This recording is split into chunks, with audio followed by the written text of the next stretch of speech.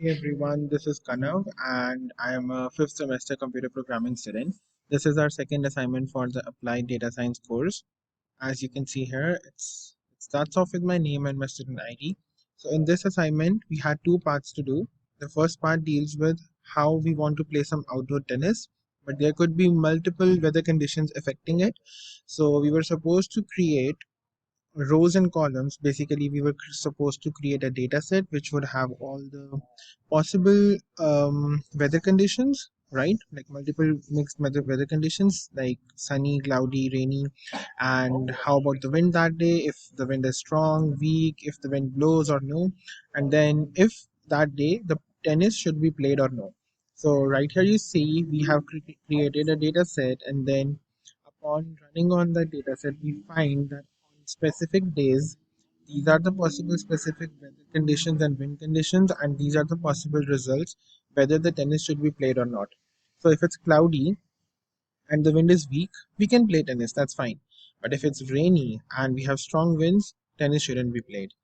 Um, and then also in the part one, we were supposed to, um, when the model is created, we were using at least 20 rows to test the model over three new unseen samples. So right here, when we use those samples, upon testing those samples as per the assignment, this is what we get. So on day 0, 1, and 2, these could be the weather conditions, these could be the temperatures possible, and this results if whether we should be playing tennis or no. And then we had second part, which was we could either create a CSV file or find a CSV file online, and then using that CSV file, so the condition was the CSV file should have at least 3 columns and 30 rows. So using that CSV file, we were supposed to detect if a person has COVID-19 virus or no.